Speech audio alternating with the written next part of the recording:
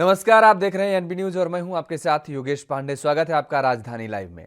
देश की राजधानी दिल्ली में कोरोना वायरस ने भयंकर रफ्तार पकड़ ली है और दिल्ली में पिछले 24 घंटों में कोरोना वायरस से संक्रमण के 15,097 नए मामले सामने आए हैं और इस दौरान 6 लोगों की मौत भी हो गई है। दिल्ली में कुल सक्रिय मामले बढ़कर अब 31,498 हो गए हैं, जबकि पॉजिटिविटी रेट 15.34% पहुंच गई है। कोरोना के बढ़ते मामलों को देखते हुए दिल्ली सरकार ने अपने 9 अस्पतालों में मौजूदा 3,316 से 4,350 तक कोविड बेड बढ़ाने का आदेश दिया है। बुधवार को दिल्ली में 10,665 मामले सामने आए थे और दिल्ली के अलावा महाराष्ट्र में भी कोरोना के मामलों में तेजी से बढ़ोतरी हुई है। इस बीच कोरोना के बढ़ते मामलों को देखते हुए दिल्ली सरकार ने कोविड केयर सेंटर्स को फिर से खोल दिया है। डॉक्टर्स फॉर यू फाउंडेशन की डॉक्टर शुभांगी ने बताया कि संस्था द्वारा 100 ऑक्सीजन बिस्तर का इंतजाम किया गया है। यहां पर 90 से 95 के बीच मध्यम ऑक्सीजन स्तर वाले मरीजों को भर्ती किया जा सकता है, जबकि जटिलताओं वाले मरीजों को अन्य स्थानों पर ले जाया जा सकता है। दिल्ली के लोकनायक अस्पताल में 20 स्वास्थ्य कर्मचारियों कोरोना संक्रमण की चपेट में आ गए हैं। अस्पताल के निदेशक डॉक्टर सुरेश कुमार ने इसकी पुष्टि करते हुए बताया कि उनके यहां अब तक 20 स्वास्थ्य कर्मचारी कोरोना संक्रमण की चपेट में आ चुके हैं और इनमें 11 डॉक्टर और 8 नर्स शामिल हैं, जबकि एक अस्पताल का सफाई कर्मचारी भी संक्रमित हुआ है।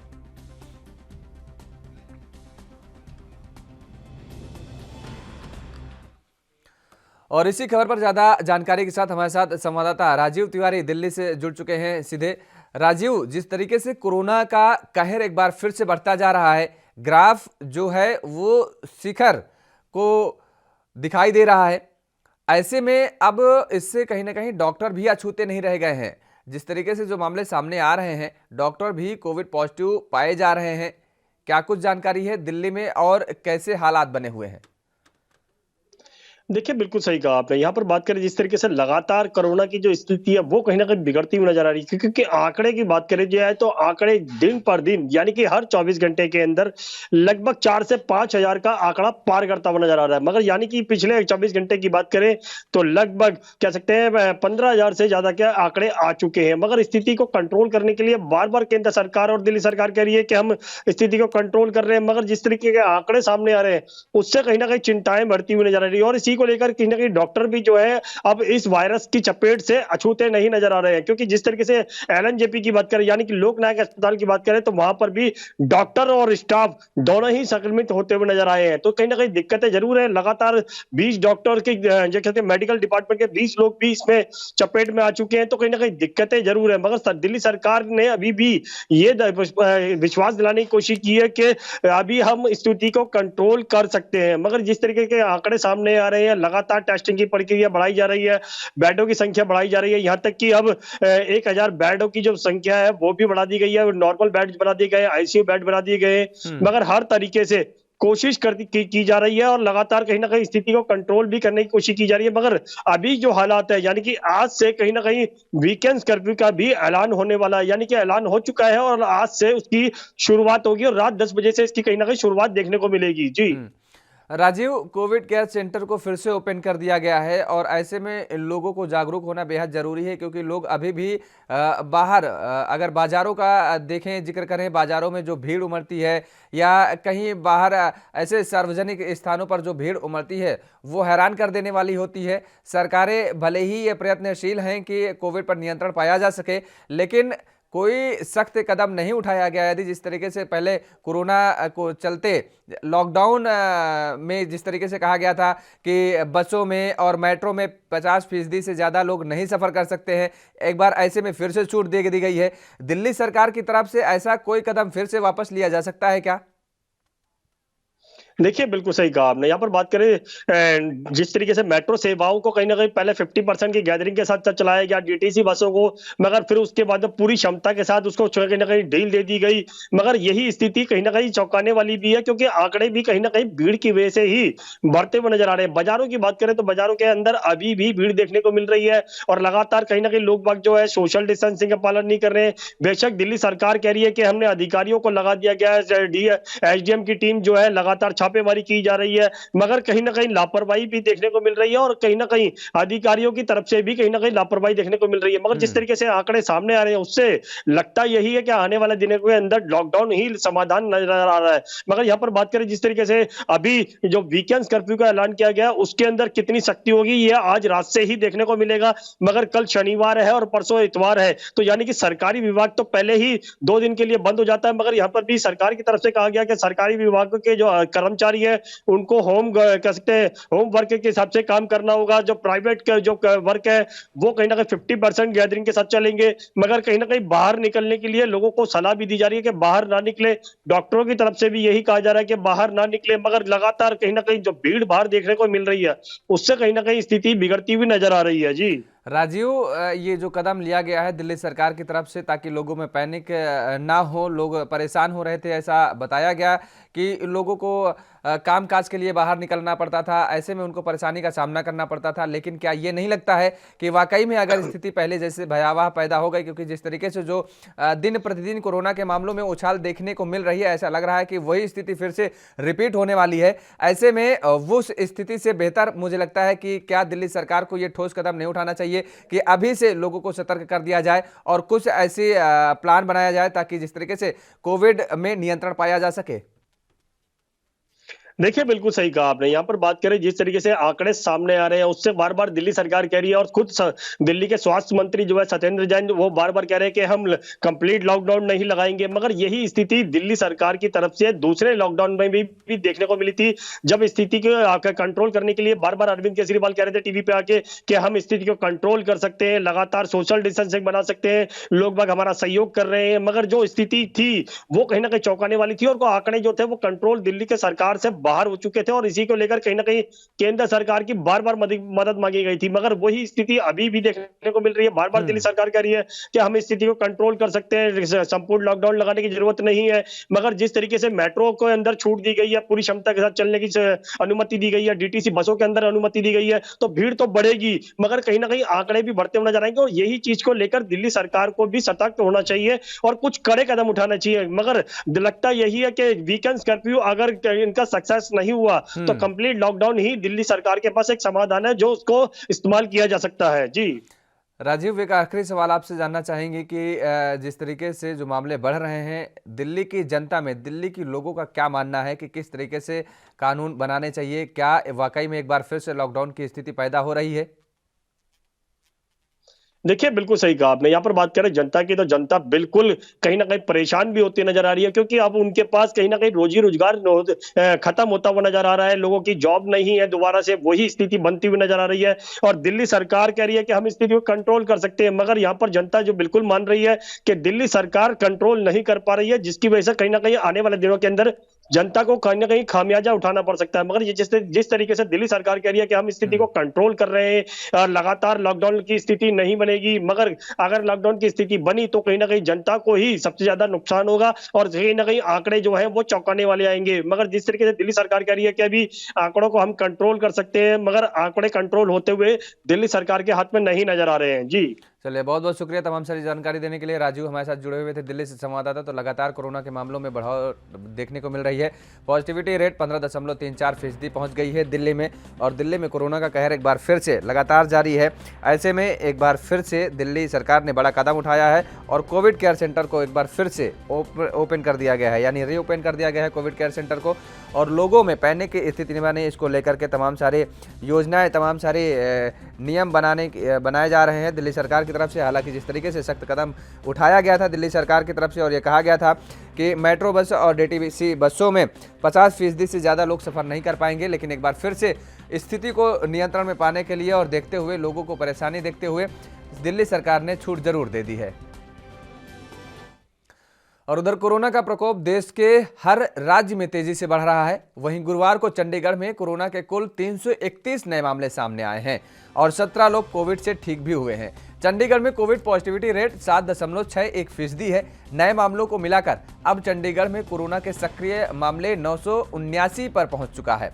कोरोना के बढ़ते केस को देखते हुए प्रशासन ने चंडीगढ़ में नाइट कर्फ्यू लगाने का ऐलान किया है। कोरोना के प्रकोप के चलते ये फैसला लिया गया है। चंडीगढ़ में रात 10 बजे से सुबह 5 बजे तक नाइट कर्फ्यू रहेगा। अगले आदेश तक ये नाइट कर्फ्यू जारी रहेगा और इसके साथ ही चंडीगढ़ में शिक्षण संस्थान भी बंद करने के आदेश दिए गए हैं। स्कूलों की छुट्टियां भी कर दी गई हैं। तो चंडीगढ़ में भी कोरोना का कहर देखने को मिल रहा है। ऐसे में चंडीगढ़ प्रशासन ने ये बड़े फैसले लिए हैं। नाइट कर्फ्यू लगाने का फैसला लिया है। रात 10 बजे से सुबह 5 बजे तक नाइट कर्फ्यू जारी रहेगा चंडीगढ़ में और इसके साथ ही साथ शैक्षिक संस्थान जो भी हैं वो बंद रहेंगे, स्कूल बंद रहेंगे और भी कई पाबंदियां लगाई गई हैं चंडीगढ़ में।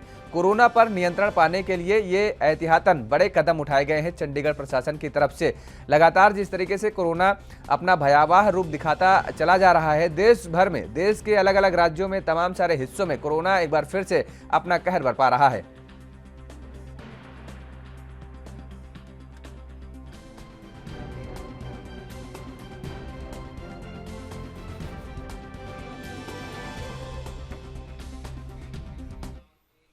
और इसी के साथ हमारे साथ ज्यादा जानकारी के साथ चंडीगढ़ से संवाददाता अमित कुमार लाइव जुड़ चुके हैं। अमित, जिस तरीके से कोरोना के मामले लगातार बढ़ते जा रहे हैं, चंडीगढ़ प्रशासन ने एक बड़ा फैसला लिया है एहतियातन के तौर पर, क्योंकि जिस तरीके से नाइट कर्फ्यू लगाने का ऐलान किया है, रात 10 बजे से 5 बजे तक सुबह ये नाइट कर्फ्यू जारी रहेगा। शैक्षिक संस्थान बंद किए गए हैं और तमाम सारे प्रतिष्ठान बंद किए गए हैं। और क्या कुछ जानकारी है आपके पास? लगा दी गई है। अगर हम कहें जिसमें सबसे पहली रिस्ट्रिक्शन है, हम कहेंगे सबसे मेजर रिस्ट्रिक्शंस, उसे ही हम कंसिडर करेंगे। चंडीगढ़ में नाइट कर्फ्यू इम्पोज हो चुका है कि रात 10 बजे से सुबह 5 बजे तक चंडीगढ़ में नाइट कर्फ्यू को इम्पोज कर दिया गया है। तो उसके दूसरी जो सबसे बड़ा फैसला लिया गया है कि सभी एजुकेशनल इंस्टीट्यूट्स बंद कर दिए गए हैं। उन्हीं के साथ सभी कोचिंग इंस्टीट्यूट्स को भी बंद कर दिया गया है। देखिए, एक तरफ से जहां पे हमें कहते हैं एजुकेशनल इंस्टीट्यूट्स को बंद किया गया, तो साथ साथ इस चीज पे भी जोर दिया कोई किसी भी तरह के कोचिंग इंस्टीट्यूट्स ना चले, तो उनको भी बंद करवा दिया गया। उसके बाद जो तीसरा और चौथा कदम उठाया गया है कि सरकारी और प्राइवेट इन सभी दफ्तरों को 50% कैपेसिटी पे वर्क फ्रॉम होम के साथ ऑर्डर कर दिए गए कि सभी दफ्तर खुलेंगे पर सिर्फ 50% कैपेसिटी पे, और जो सरकारी दफ्तर के बाकी के 50% मुलाजिम है जो घर पे होंगे वो वर्क फ्रॉम होम रहेंगे और हमेशा ही खुद को फोन पे अवेलेबल रखेंगे कि जब तक वो वर्क फ्रॉम होम पे है।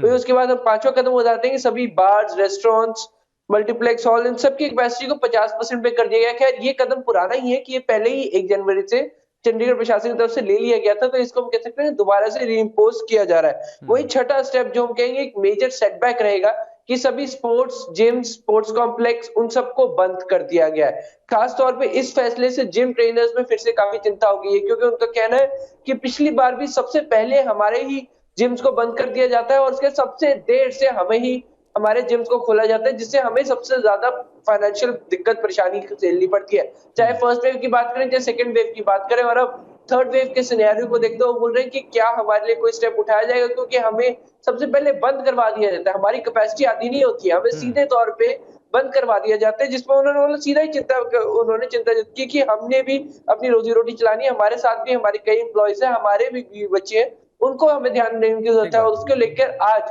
प्रशासन से वो मिलने जा सकते हैं। खैर, ये प्रशासन डिसीजन लेगा कि क्या कदम उठाना है, क्या कोई रियायत देनी है, पर अभी के लिए जिम्स को जरूर बंद कर दिया गया है। उसके बाद हम कहते हैं कि गैदरिंग कैप लगा दिया गया है। जी हाँ, फिर से अगर हम कह सकते हैं किसी भी फंक्शन के लिए रिस्ट्रिक्शन दोबारा से लगनी शुरू हो चुकी है। किसी भी इंडोर फंक्शन के लिए मैक्सिमम 50 लोग और आउटडोर में मैक्सिमम 100 लोग, और ये डिपेंड करता है ऑलरेडी 50% कैपेसिटी के गैप पे कि अगर किसी एरिया में 200 इंडोर में 200 लोगों को फंक्शन करने की इजाजत है, पर उसका 50% 100 बनता है, तो 100 लोगों को इजाजत नहीं दी जाएगी, सिर्फ और सिर्फ 50 लोगों को इजाजत दी जाएगी। तो ये मैक्सिमम कैप 50 का इंश्योर किया गया कि सिर्फ 50 लोग एक इंडोर फंक्शन में आ सकते हैं और आउटडोर में 100 लोग, वो भी तब जब उन सबकी कोरोना वैक्सीनेशन हुई हो और सबने ही कोविड नियमों का पालन करे। वहीं 8वां स्टेप हम कह सकते हैं कि चंडीगढ़ की सब्जी मंडी, जहां पे लोकल्स का भी काफी आना जाना लगा रहता था, सेक्टर 26 की सब्जी मंडी को भी रिस्ट्रिक्ट कर दिया गया है। वहां पर अब सिर्फ वेंडर्स और रेडी फड़ी वाले जो जगह जगह जाकर सब्जी बेचते थे, उनको अब जाने की इजाजत है। वो भी सिर्फ वही लोग जा पाएंगे जिनकी वैक्सीनेशन पूरी है या जिनकी वैक्सीनेशन ड्यू नहीं है। और फाइनली जो कदम उठाया गया है कि चंडीगढ़ की कुछ छोटी मार्केट्स है जहां पे काफी ज्यादा रश रहता है, जिसमें पालिका बाजार, सदर बाजार, पटेल मार्केट, गांधी मार्केट, इन सभी मार्केट्स को 5 बजे तक ही ओपन होने की इजाजत दी गई है। सीधे तौर पे इनको कह दिया है कि आपने, क्योंकि यहाँ पे बहुत बड़ा क्राउड, क्योंकि चंडीगढ़ के भी लोग आते हैं, चंडीगढ़ के बाहर से भी लोग आते हैं और एक टूरिस्ट स्पॉट्स भी है, तो इन सभी जगहों को सिर्फ 5 बजे तक खुले रहने की इजाजत है और वहां पर भी सभी दुकानदारों को खुद को वैक्सीनेट रहने के लिए जरूर कहा गया है। उसके बाद जो हम कह सकते हैं कि ये कुछ 9 मेजर पॉइंट्स हैं जो चंडीगढ़ प्रशासन ने उठाए हैं और ये एक मेजर इसकी जरूरत क्यों पड़ रही है, क्योंकि आप देखिए 1 जनवरी से अगर हम देखें तो लगातार कोरोना के आंकड़ा एक एक्सप्लोसिव रेट पे बढ़ रहा है। देखिए आप आमतौर पे 10-20 का इंक्रीज देख रहे हैं, पर जब से अगर हम कहें कि नई जनवरी से या नए साल शुरू है, तब तक एक एक्सप्लोसिव क्रंच देखने मिला है। सबसे पहले 70 केसेस आए थे, उसके बाद 100 से ऊपर केसेस, फिर 200 केसेस सीधा, और अब फाइनली कल 331 केसेस। देखिए 220 और 331 मतलब 100 का इंक्रीज, एक मेजर इंक्रीज देखा जा रहा है। हम कल के आंकड़े की बात करते हैं तो 14% की, सिर्फ कल की 14% की पॉजिटिविटी रेट है। वहीं मैं एक दिन पहले की बात करता हूं तो 12% की पॉजिटिविटी रेट थी जो चंडीगढ़ की देखने को मिल रही है, जो कि एक चिंता का विषय है। और इसलिए मेजर कदम लेने की जरूरत है, जिसमें हम कह सकते हैं नाइट कर्फ्यू और रिस्ट्रिक्शंस एक अच्छा हम कह सकते हैं कि कदम है। अब ये देखना होगा कि इनको लोग कैसे एक्सेप्ट करते हैं, क्योंकि देखिए ऑलरेडी जिम ट्रेनर्स ने सवाल उठाना शुरू कर दिया कि हमें भी कंसिडर किया जाए कि सबसे पहले हमारे जिम्स आप बंद जरूर करवा देते हैं और सबसे देर से हमारे जिम्स खोलते हैं, पर फिर हम कहाँ जाएं, क्योंकि हम कहाँ से अपने पैसे लाएं, क्योंकि हमने भी किराया देना है, हमने भी रेंट्स देने हैं, हमने भी अपने लोन की किस्तें देनी है, हमने भी अपने घर चलाना है। तो उन सब चीजों को लेकर वो आज मिल सकते हैं। जी बिल्कुल अमित, लेकिन सबसे बड़ी बात यहाँ पर यह भी एक निकल करके आ रही है कि जिस तरीके से ओमिक्रॉन का अब खतरा फैलता जा रहा है, हालांकि अभी तक ये बात कही जा रही थी जरूर डॉक्टरों के द्वारा, चिकित्सकों के द्वारा, कि उतना डरने की ओमिक्रॉन से जरूरत नहीं है जितना सेकेंड वेव में जो डेल्टा से जितना डर था। लेकिन सबसे बड़ी बात यह है कि अब WHO ने भी ये कह दिया है कि ओमिक्रॉन को भी इतने हल्के में लेने की जरूरत नहीं है। WHO की तरफ से बयान आया है। ऐसे में अगर चंडीगढ़ का जिक्र करें तो चंडीगढ़ में ओमिक्रॉन के कितने क्या कुछ मामले आए हैं अभी सामने? देखिए चंडीगढ़ में ओमिक्रॉन वेरिएंट के ज्यादा मामले नहीं आए, ऐसे 3 मामले आए थे और अभी भी उनके अगर हम कह सकते हैं कि वो भी एसिम्प्टोमेटिक मैक्सिमम केसेस में रहे हैं। अगर हम बात करें कि ओमिक्रॉन को जैसे बताया कि ऑल ओवर माइल्डर केस होते हैं पर ज्यादा जल्दी फैलते हैं, पर हमें ये चीज याद रखनी होगी स्प्रेड तो फास्ट है कि अगर आप एक भी व्यक्ति होता है तो उनसे मल्टीपल लोगों को और ज्यादा जल्दी होने का खतरा रहता है। लोग ओमिक्रॉन के माइल्डर होने के लिए क्या हम कह सकते हैं कि ज्यादा इफेक्टिव या हम कहें कि बॉडी के लिए ज्यादा कंपैरेटिवली उतना ज्यादा डेंजरस नहीं था, इसलिए लोग काफी हद तक इसे हल्के में लेंगे। पर हम कह सकते हैं कि उसी चीज की लापरवाही का असर हमें अब सुपर स्प्रेड्स के तौर पे देखने को मिल रहा है कि लगातार केसेस मैक्सिमम हमें देखने को मिल रहे हैं कि जैसे जो इंक्रीज मिल रहा है कि लोगों ने अपनी तरफ से लापरवाही शुरू कर दी। लोगों ने सोचा कि माइल्डर केस है, हमने वैक्सीनेशन लगा ली है तो हमें एहतियात की जरूरत नहीं है, पर लोग ये भूल गए हैं कि वैक्सीनेशन के बावजूद भी एहतियात की जरूरत है, क्योंकि वैक्सीनेशन ये मतलब नहीं है कि आपको दोबारा कोरोना नहीं हो सकता। वैक्सीनेशन का ये मतलब है कि अगर आप कोरोना से होते हैं तो आपकी बॉडी एटलीस्ट उसको लड़ने की केपेबल होती है ताकि आप सीधे सीवियर कंडीशन में ना जाए। तो इसी चीज को बार बार प्रशासन भी दोबारा से जोर दे रहा है, लोगों को दोबारा से अवेयर कर रहा है। जगह जगह पे हम कह सकते हैं कि दोबारा से छोटे छोटे नुक्कड़ नाटक शुरू कर दिए गए, अवेयरनेस ड्राइव शुरू कर दिए। वापस हम कह सकते हैं वैक्सीनेशन कैंप्स, अगर मैं कह सकता हूँ उसमें एक बड़ा रश मुझे देखने वाला है। 1 जनवरी से अगर हम कहेंगे चंडीगढ़ जहां पर भी वैक्सीनेशन के स्लॉट्स बने होते हैं तो वहां पर एक मेजर क्राउड गैदरिंग देखने को मिली। चाहे इसके कई कारण मान सकते हैं, हम कह सकते हैं कि जो कंपलसरी वैक्सीनेशन कर दी गई है कि अगर आपने चंडीगढ़ कहीं पे भी जाना है तो आपको वैक्सीनेट होना होगा, तो और इसके साथ ही कोविड नियमों का पालन भी करना बहुत जरूरी है, मास्क जैसे सैनिटाइजर लेकर के। बिल्कुल, चलिए बहुत बहुत शुक्रिया तमाम सारी जानकारी देने के लिए। अमित हमारे साथ जुड़े हुए थे, संवाददाता चंडीगढ़ से। तो चंडीगढ़ में एक बार फिर से कोरोना के मामले लगातार बढ़ने लगे हैं। और फिलहाल रुकते हैं एक छोटे से ब्रेक के लिए, ब्रेक के बाद फौरन हाजिर होते हैं।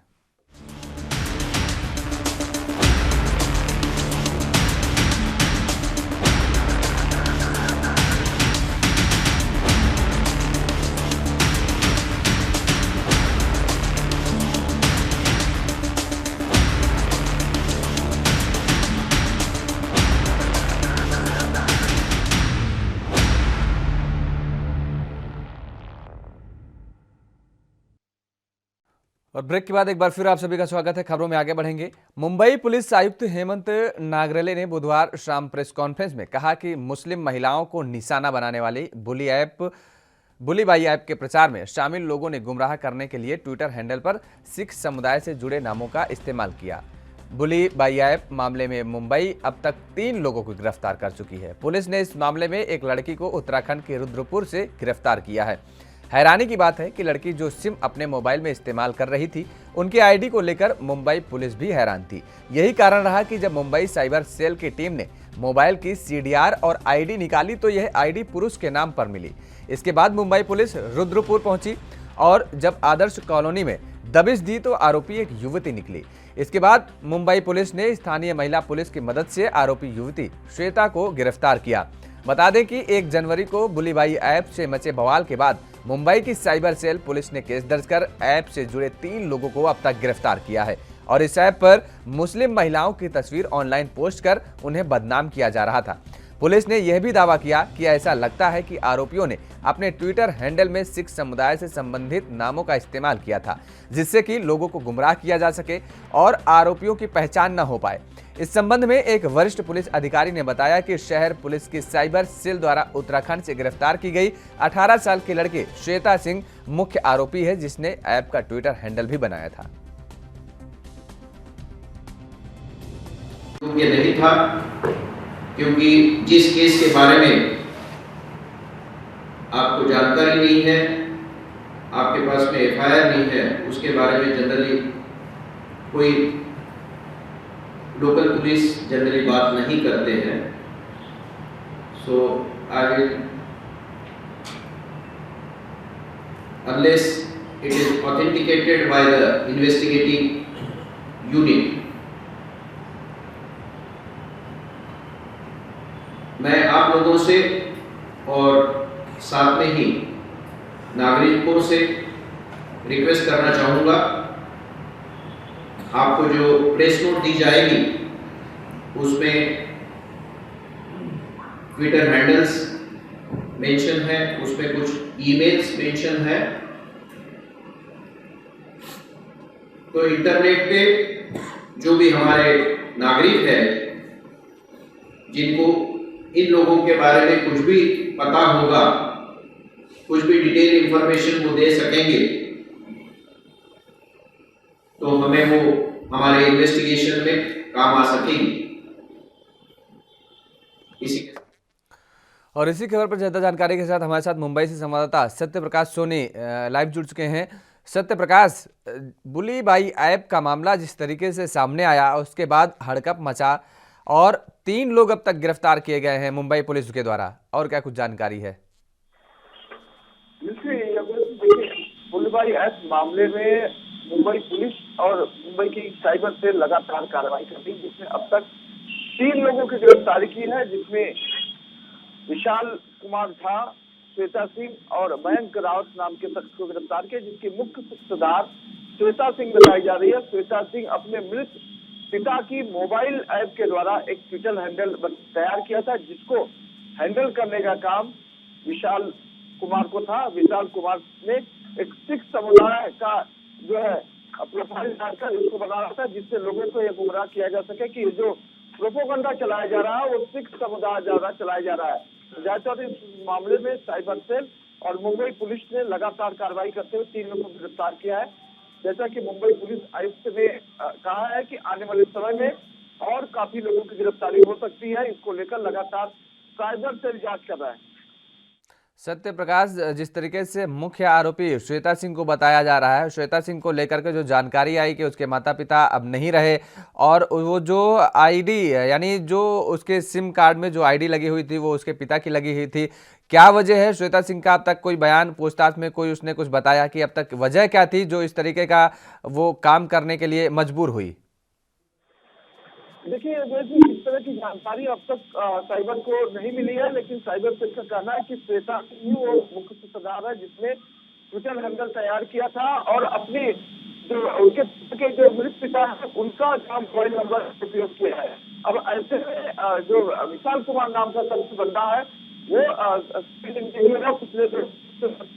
पढ़ाई करता है, उसके नेतृत्व में और श्वेता सिंह के नेतृत्व में सब सारी चीजें की गई है, जिसमें एक नया नाम और मयंक करके आया, उसकी भी गिरफ्तारी हुई है। हालांकि ये जानकारी मिली है श्वेता सिंह ने एक विशेष समुदाय को बदनाम करने के लिए, एक प्रोपोगंडा फैलाने के लिए इस तरह की प्रोफाइल बनाई थी, जिसमें यह जानकारी मिली है कि मुस्लिम महिलाओं को खासकर टारगेट किया जाता था, उनकी तस्वीरें ट्विटर हैंडल पर डाली जाती थी और बाकायदा उनका रेट निर्धारित किया जाता था कि किस तरह से इनको जो है बदनाम करना है। तो एक खास किस्म का जो है प्रोपोगंडा सांप्रदायिक सौहार्द बिगाड़ने की कोशिश की गई, जिसमें गिरफ्तारी की गई। बिल्कुल सत्य प्रकाश, जिस तरीके से सांप्रदायिक सौहार्द बिगाड़ने की कोशिश की गई, मुंबई पुलिस के द्वारा बताया गया कि अब तक 3 लोगों को इस मामले में गिरफ्तार किया गया है।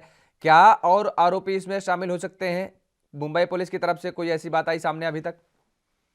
जी बिल्कुल, देखिए, मुंबई पुलिस कमिश्नर हेमंत नागरकर ने कहा कि जिस तरह से साइबर विभाग को एक के बाद एक नई जानकारी मिल रही है, ऐसे में माना जा रहा है कि काफी लोग इसमें शामिल हो सकते हैं। फिलहाल 3 लोगों की गिरफ्तारी के बाद यह जांच की जा रही है कि इनका मकसद क्या था, क्यों इस तरह का प्रोपेगेंडा फैला रहे थे। लेकिन अब तक जो जानकारी मिली है, इनका उद्देश्य सिख समुदाय की आड़ में मुस्लिम समाज को कहीं न कहीं बदनाम करना, इस तरह की जानकारी मिली है। इसी धाराओं के तहत उन पर गिरफ्तारी भी हुई है। फिलहाल जांच की जा रही है कि और किस तरह का मकसद था और कितने लोग इसमें शामिल है। चलिए, बहुत बहुत शुक्रिया तमाम सारी जानकारी देने के लिए। हमारे साथ सत्यप्रकाश जुड़े हुए थे मुंबई से संवाददाता। तो बुली भाई ऐप मामले में मुख्य आरोपी श्वेता गिरफ्तार कर ली गई है। इसके साथ ही आपको बता दें कि बुली भाई ऐप मामले में अब तक 3 लोगों की गिरफ्तारी हो चुकी है। मुंबई पुलिस ने ये जानकारी दी है। तमाम सारी अभी भी जांच चल रही है और इसके साथ ही साथ अन्य जो भी आरोपी हैं उन्हें भी गिरफ्तार करने की बात कही जा रही है। श्वेता सिंह की गिरफ्तारी की अगर बात की जाए तो उत्तराखंड के रुद्रपुर से गिरफ्तारी की गई है और इसमें बड़ा मामला जो सामने निकल करके आया है वो यही कि दरअसल श्वेता सिंह अपने मृत पिता की आईडी पर सिम कार्ड का इस्तेमाल कर रही थी और उसी के जरिए कहीं ना कहीं ये पूरा एक प्रोपेगेंडा फैलाने का काम किया जा रहा था। सिख समुदाय का नाम को लेकर के कहीं ना कहीं मुस्लिम महिलाओं को बदनाम करने की कोशिश की जा रही थी। और राजधानी लाइव में फिलहाल मेरे साथ इतना ही। देश और दुनिया की तमाम खबरों के लिए आप बने रहिए एएनबी न्यूज़ के साथ।